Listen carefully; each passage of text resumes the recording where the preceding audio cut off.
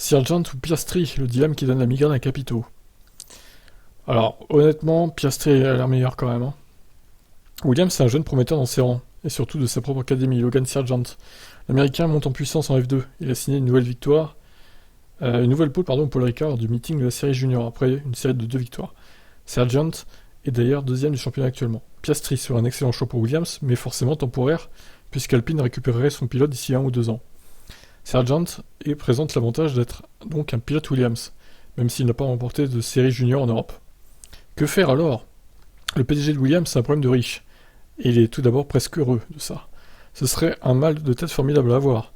J'en ai eu de pire. Bien sûr, nous sommes impressionnés, c'est ça. Première saison en F2 à Sargent et nous n'avons pas mis de pression sur lui, il a donc le temps de se développer. Il nous a vraiment impressionnés par la rapidité avec laquelle il s'est familiarisé avec la voiture, la gestion des pneus et ses résultats.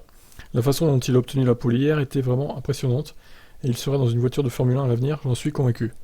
Enfin, un pilote américain. Incroyable, ça va plaire à Liberty Media, ça.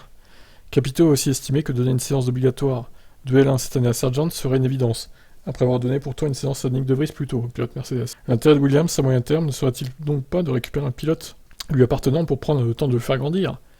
Mais l'expérience Russell, prêtée par Mercedes pendant 3 ans, n'a-t-elle pas aussi été concluante pour autant pour Grove?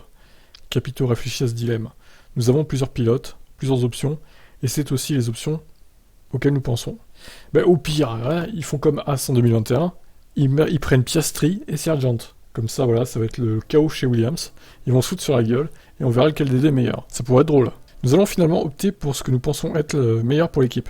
Mais il est encore trop tôt pour entrer dans les détails, car nous ne sommes pas encore là. Un accord de très court terme d'1 an avec Alpine pour Piastri, le temps de faire grandir Sargent, ne serait-il pas encore la meilleure option?